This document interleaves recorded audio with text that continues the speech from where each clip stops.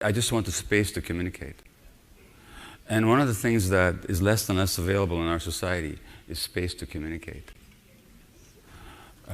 And that's also happening to us as a culture. It's just impossible for a culture to adjust to the rapidity of change that's going on technologically.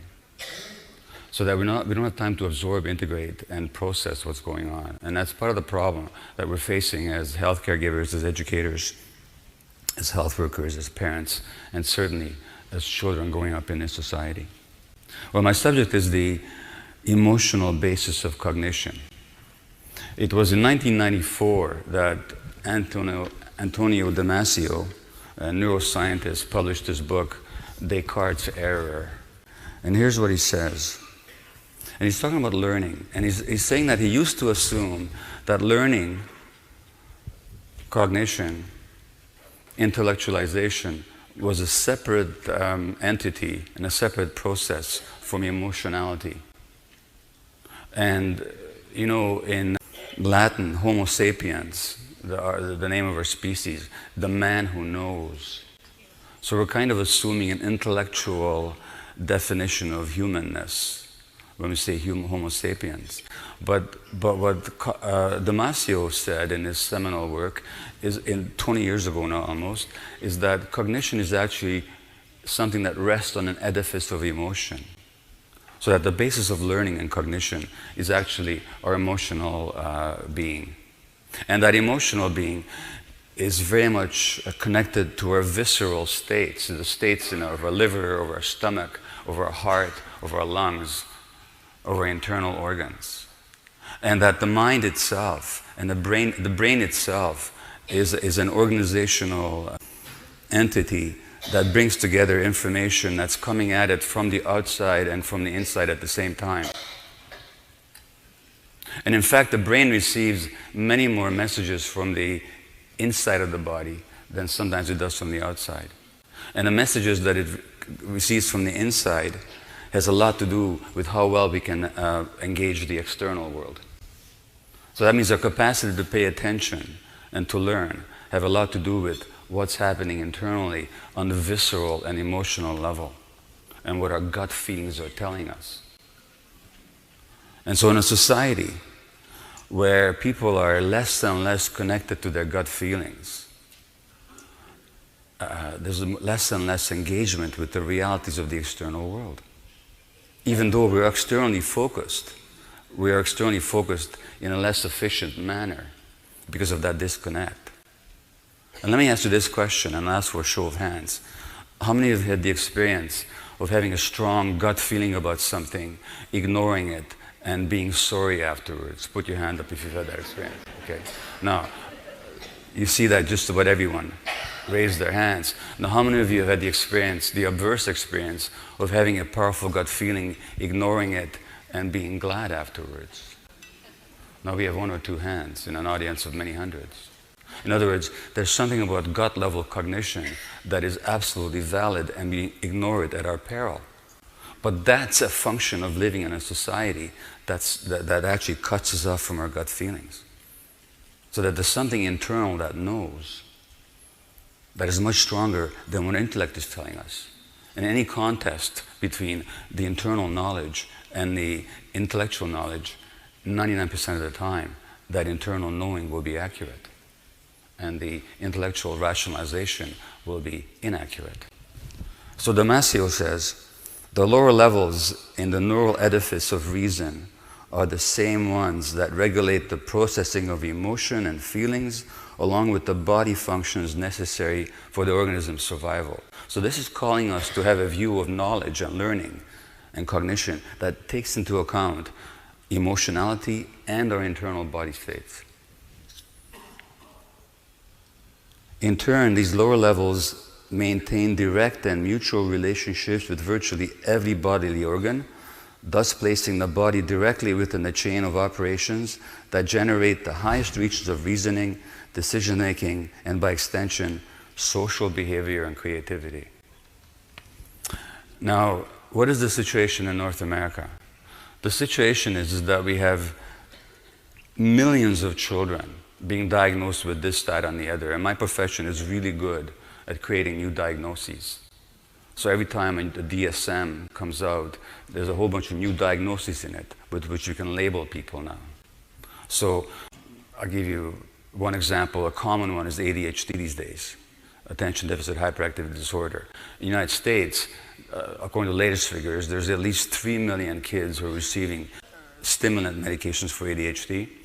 In Canada, the number of prescriptions for stimulant medications has gone up 43% in the last 5 years. Let alone the hundreds of thousands of kids who are receiving antipsychotic medications, not to control psychosis, which they don't have, but to control what? To control their behaviors. And we don't even know what the long-term effects are of antipsychotics on the developing human brain. The early indications are nothing positive. So what we've got here is a massive social experiment in the chemical control of children's brains, because we don't know what else to do. And so when children don't learn the way they do, the way we expect them to, and they don't behave the way we expect them to, we have two dominant responses. The one response is to medicalize it. Let's call it a medical name and let's medicate it. And by the way, as a physician, I'm not against medications. I've taken them, I've prescribed them. This is not a rant against medications. But I'm talking about the limitations of the medical approach, and I'm talking about the overwhelming domination of pharmacological approaches to childhood issues. So there's that response, the medical approach, and then there is the behavioral approach. And the behavioral approach says what's wrong here is the behavior itself. So let's fix and control the behavior. And that dominates psychology these days, behavioral approaches. So the problem is the behavior. So when a child is acting out, let's control the behavior. And parenting books will tell you, when the kid is doing this, the parent should do that. The child acts out, and the parents then should have some way of managing that acting out. But here's the thing about acting out. Look at the phrase itself. It's a good English phrase. It has a very specific meaning. We act out, and it doesn't mean that we're behaving badly. We act out when we don't have the language to say something in words. That's what acting out actually means. So in a game of charades, where you're not allowed to speak, you have to act out to deliver your message. If you landed in a country where nobody spoke your language, and you had to portray hunger, you'd have to act out. Kids are acting out all the time. And our response is to control the behavior. We respond to the form of the message rather than to the content of it. And then we wonder why it doesn't work. Now, in a Toronto school 3 years ago, I think it was 2 years ago, there was a 9-year-old boy who ended up in handcuffs because the cops were called. And what happened was that this kid had, I think, Asperger's, one of these diagnoses, which involves poor social processing and poor impulse control, amongst other features. And this kid had been bullied, and he was very upset. He was screaming. I don't know what he was doing. The teachers, in their wisdom, decided that what he needed was to be isolated. And how often we do that to kids, we isolate them. Well, he was put in a room by himself, at which point he really freaked out. And neurophysiologically, he needed something very, very different. And I'll come to that later. But what they did is isolated him, at which point he started throwing things and I think destroying the furniture, and that's where they called the police. And the police handcuffed this 9-year-old. And the debate afterwards was the police right to handcuff the kid? But that wasn't the right question. When you call the police, they're going to do what the police do, which is to restrain. That's what they're trained to do. The real question was, how come that well-meaning, and I assume well-educated teachers in a major school system had no understanding that what that child needed at that moment was emotional closeness with a nurturing adult to regulate his neurophysiology. That's what needed at that moment. And these incidents are not totally isolated. I mean, handcuffing is isolated, but it was in British Columbia here 8 or 9 years ago. There was a case of a hyperactive kid in an elementary school, the teacher dealt with it by taping his head to the bench, to his desk. This is how she learned to control his hyperactivity. Now, there's another way to understand all this, which is that these behaviors rest on an emotional edifice, and when the behaviors are not such as meet our standards or expectations and don't serve the child, we actually have to ask ourselves, what is happening for that child emotionally at that moment? Now, and let's face it, there's many, many more kids who are having behavior problems, impulse regulation problems, body regulation problems, emotional outbursts, difficulties learning. This is burgeoning in our society. But the question is why? Is it because some genetic disease is somehow mysteriously spreading in the population? Or something is happening in children's lives that is undermining their capacity to socially interact well, to pay heed, to pay attention, to be emotionally regulated, to have impulse regulation, to be able to regulate their stresses. Now, the prefrontal cortex, you've been hearing about the brain today, I'm sure, and the prefrontal cortex has 9 very important functions. It regulates the body itself, the prefrontal cortex being the mammalian cortex, the one that's latest to develop, evolutionarily speaking. And it really is what distinguishes us from other animals. It regulates the body. It regulates attuned communication with others. It is responsible for emotional balance. It allows us response flexibility. So response flexibility means that if you say something to me that might upset me, then instead of reacting by screaming back at you, I can actually say, okay, what's happening for you that you said that to me, and do I really have to take it personally? And then I can respond rather than react. Providing insight, providing empathy, the modulation of fear, so that when something happens, then the fear circuits in the brain start taking over. Something in the prefrontal cortex will override that fear circuit, saying, okay, calm down, you can actually handle this. Intuition and morality. Now, Dr. Rick Hansen will follow my talk, which I think is perfect, and he'll be able to tell you that all 9 of these modalities, these 9 functions of the prefrontal cortex, are actually supported by mindful awareness practice. And 7 of them at least, and here's the key, are supported and developed by nurturing parenting. And I think all 9 of them are.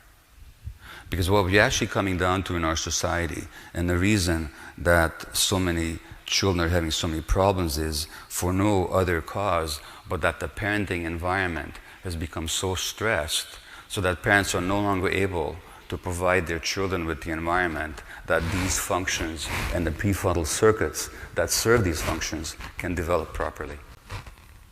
That's why the epidemic. It's not bad parenting. It's not the drinking water. It's not some genetic disease that's spreading. What's going on is that the conditions for healthy brain development of the prefrontal cortex are less and less available for children. Let me turn now to an article that appeared in the journal Pediatrics, which is the official journal of the American Pediatric Association. And this article appeared in February 2012. And it summed up very nicely the accumulated knowledge of the past several decades. And the article is from the Harvard Center on the Developing Child. And they say, growing scientific evidence demonstrates that social and physical environments that threaten human development because of scarcity, stress, and I stress the word stress here, or instability can lead to short-term physiologic and psychological adjustments that are necessary for immediate survival and adaptation, but which may come at a significant cost to long-term outcomes in learning, behavior, health, and longevity. In other words, the things that young human beings have to develop as adaptive mechanisms to survive early stress will help them endure that early stress, but in the long term will interfere with health and learning, adaptation, social relationships, and even longevity.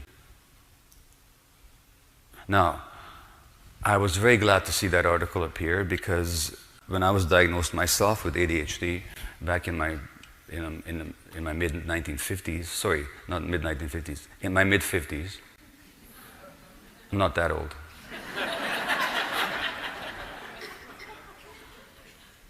I never bought into the idea that we're dealing with a genetic disease here. That made no sense to me. And here's why it made no sense to me.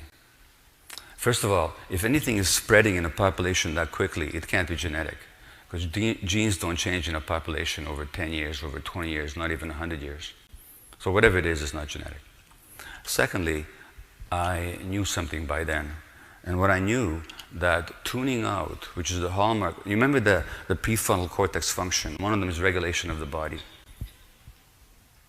Well, I didn't know that. But here's what I did know. I knew that tuning out is not a disease.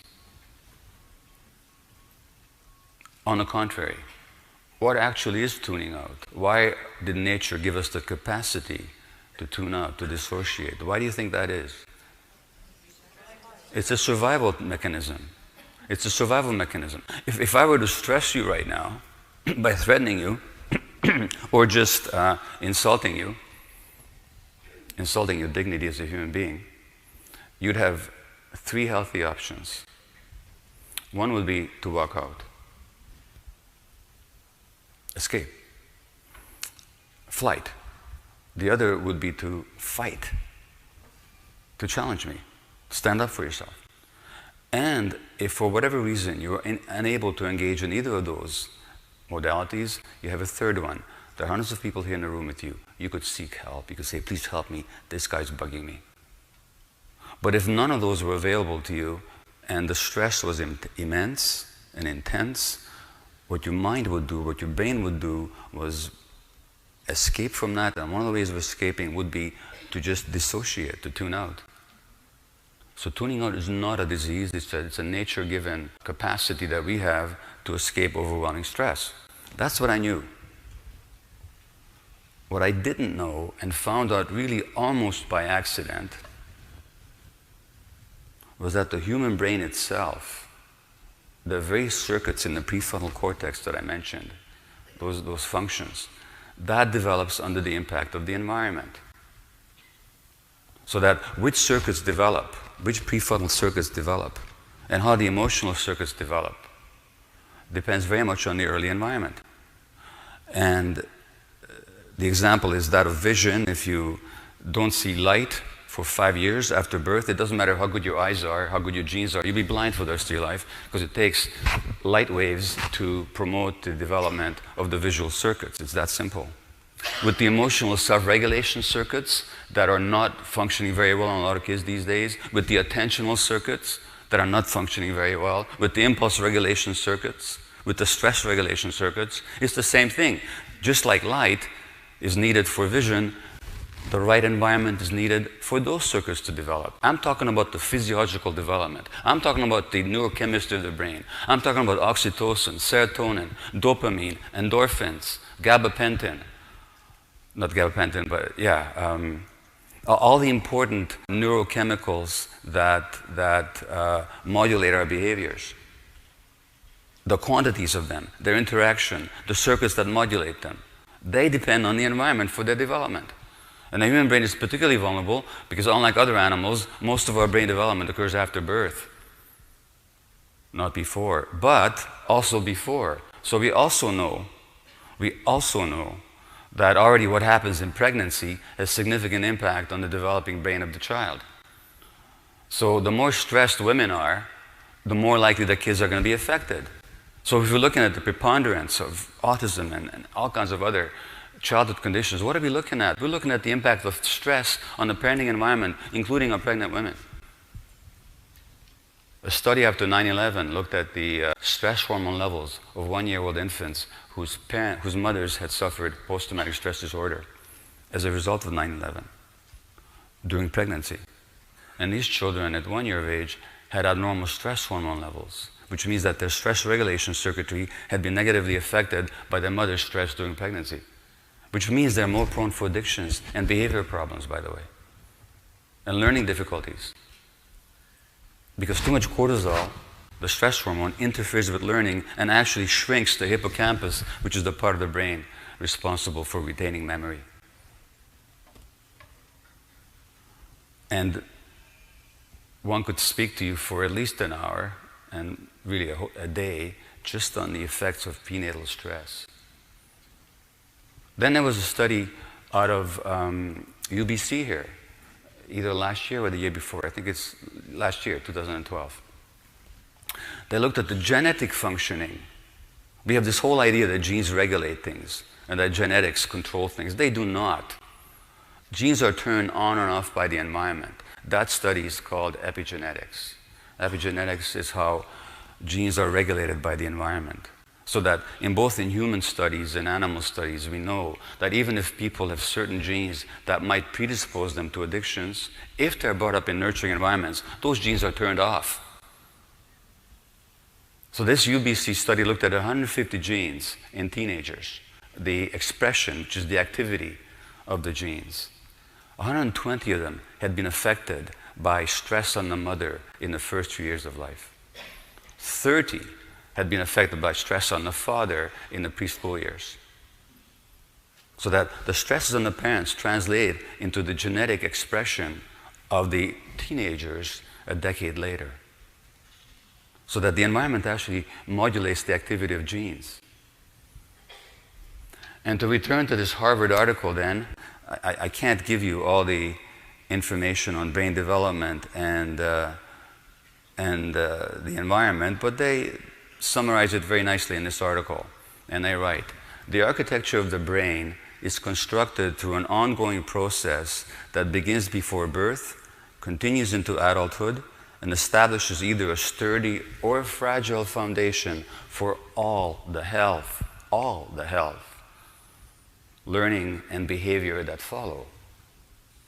And then they say, the interaction of genes and experiences literally shapes the circuitry of the developing brain and is critically influenced by the mutual responsiveness of adult-child relationships, particularly in the early childhood years. So the key issue is the mutual responsiveness of adult-child relationships.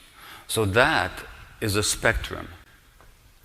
On the one hand, you can have the calm, non-depressed, emotionally present, attuned parent. And on the other, you can have the parent who abuses the child, traumatizes the child. Now, in the downtown east side of Vancouver, over a 12-year period, I did not have a single female patient who had not been sexually abused as a child. So the people that our government is jailing in large numbers are people that have been traumatized as children. That's just the society that we live in. In between that calm, attuned, non-stress parenting environment, which incidentally is what people offer themselves when they practice mindful awareness modalities, as Dr. Hansen will tell you. They're giving themselves that attuned, quiet attention. That's why it works. In between that and the extreme of parents who actually act their own trauma out on their children by traumatizing them, there's a whole range. And in our society, that range is increasingly moving towards stress.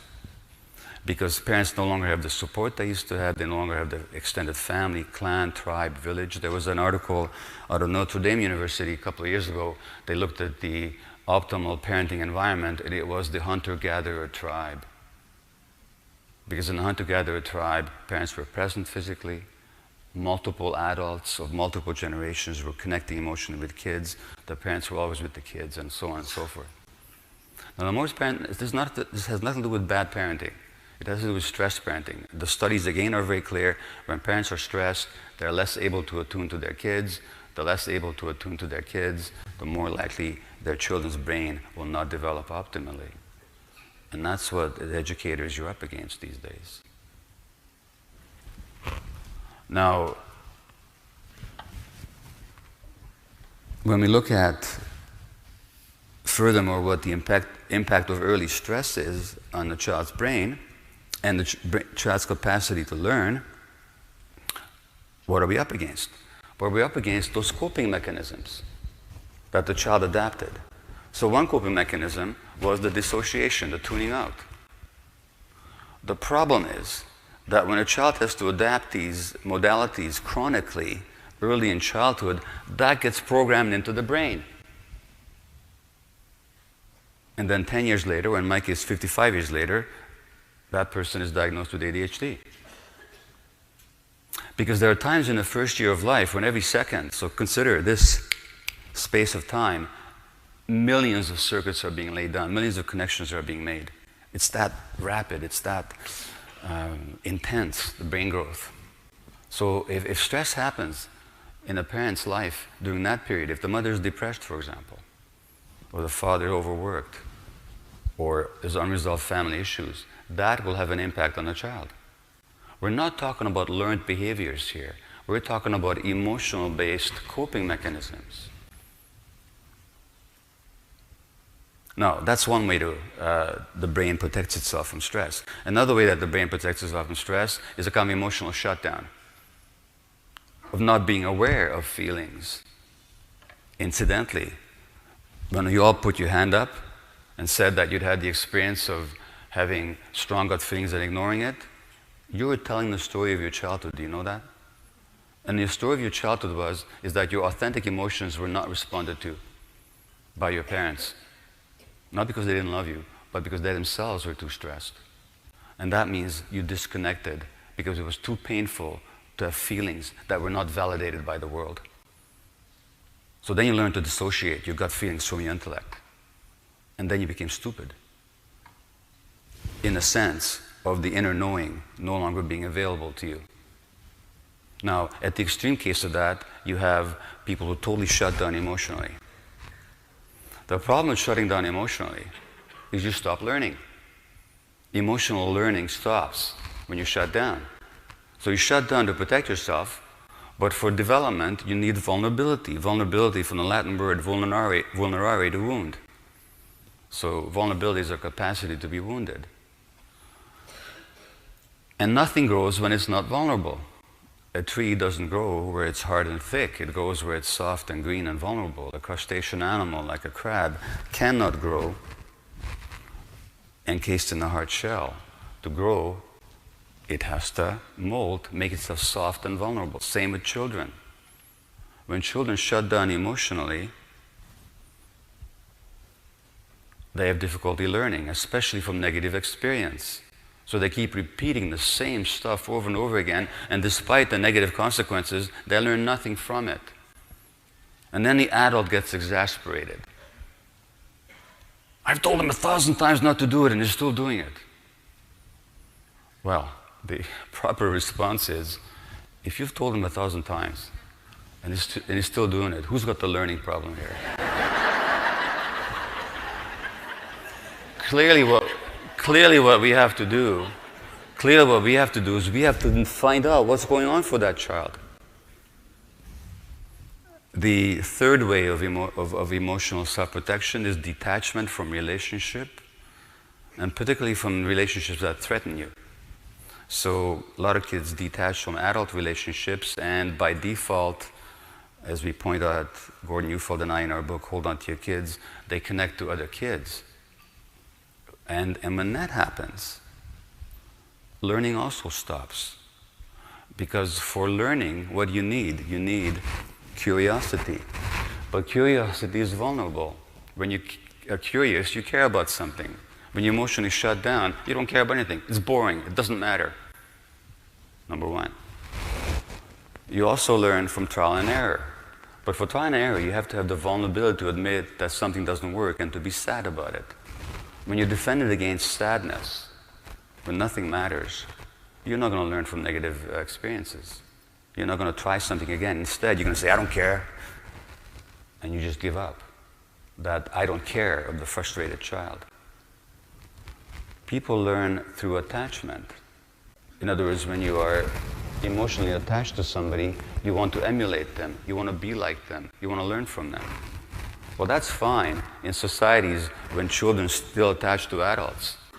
But what happens in a society when children emotionally are connected to each other so much that they can't bear to be without each other for one moment, and every second that they're not in physically in each other's presence, they have to be testing one another?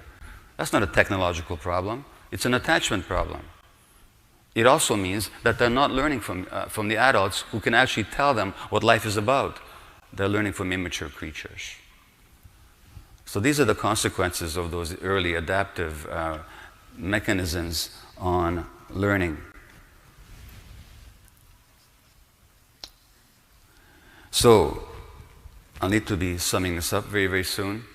What is required then for the learning capacity of the young human being to really express itself? Well, again, a bit of neurophysiology, if you will. The human being has three fundamental ways to respond to the environment. And these follow an evolutionary ladder, if you will. Our fundamental mode, or at least I should say our most primitive mode, is the reptilian one. And the reptilian brain is our brain stem, low down in the brain. And we share that with reptiles. Now, reptiles being creatures who are cold-blooded, who cannot expend a lot of energy, who have to conserve energy, their method of dealing with an environmental challenge is to freeze, sink under the water so they don't have to use up too much oxygen, conserve energy.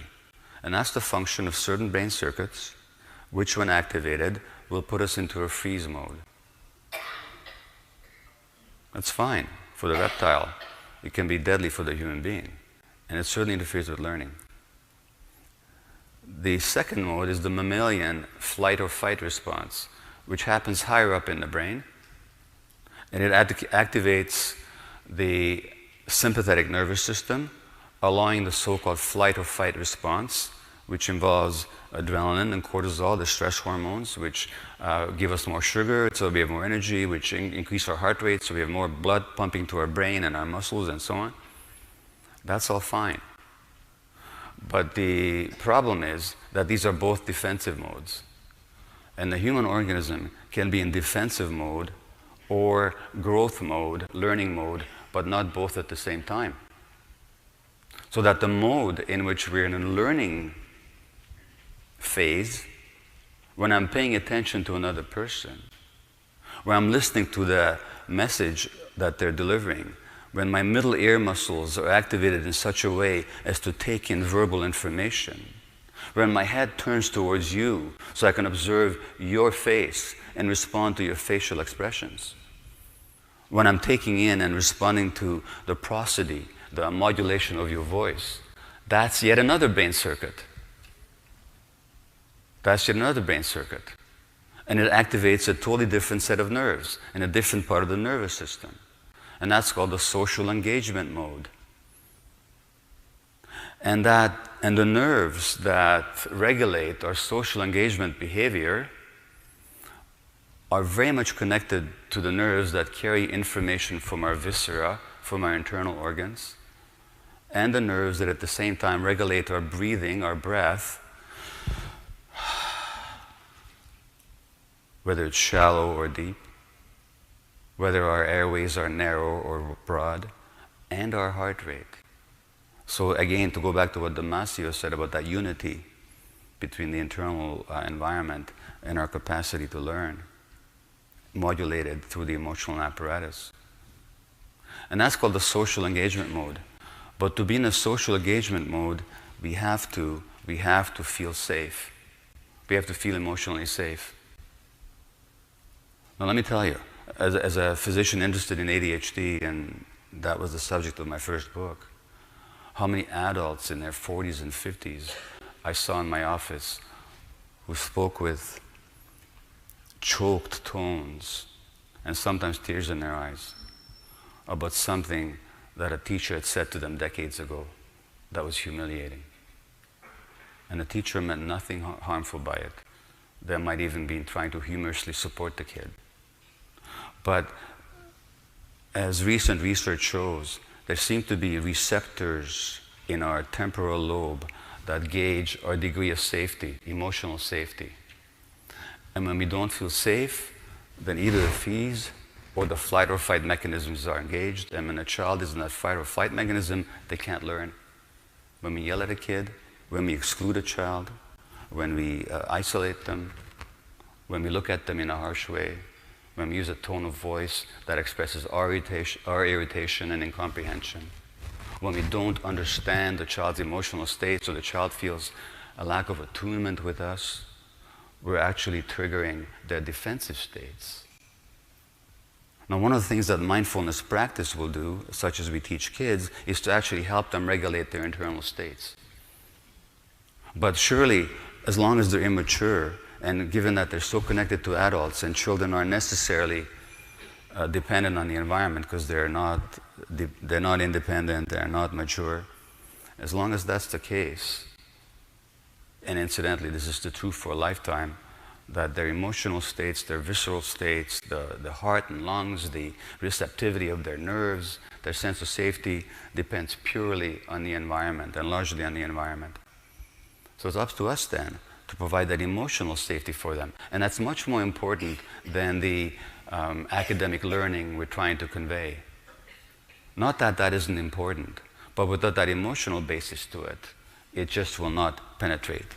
So Dr. Stephen Porges, who's done a lot of the work on the neurophysiology that I've conveyed to you some of, he says in an interview, when fear is removed, it's empowering. If your nervous system is safe, you can do lots of interesting things. When your nervous system detects risk and fear, you can't even sit in your room without being hyper-vigilant. And that depends very much on our internal perception of safety. Now the problem is, and this is my final comment, the problem is that when children grow up in stressed environments, as increasingly they do, they don't even perceive safety when it's there. They mistake safety for lack of safety, and unfortunately sometimes they mistake lack of safety for safety. And these are the kids who get into trouble. And so that our job as educators, as healthcare givers, as psychologists, as parents, as anybody that has anything to do whatsoever with children is primarily and first of all to forget about the, not to forget about them, but to prioritize. And the first priority has to be the absolute emotional security of our children. Thank you.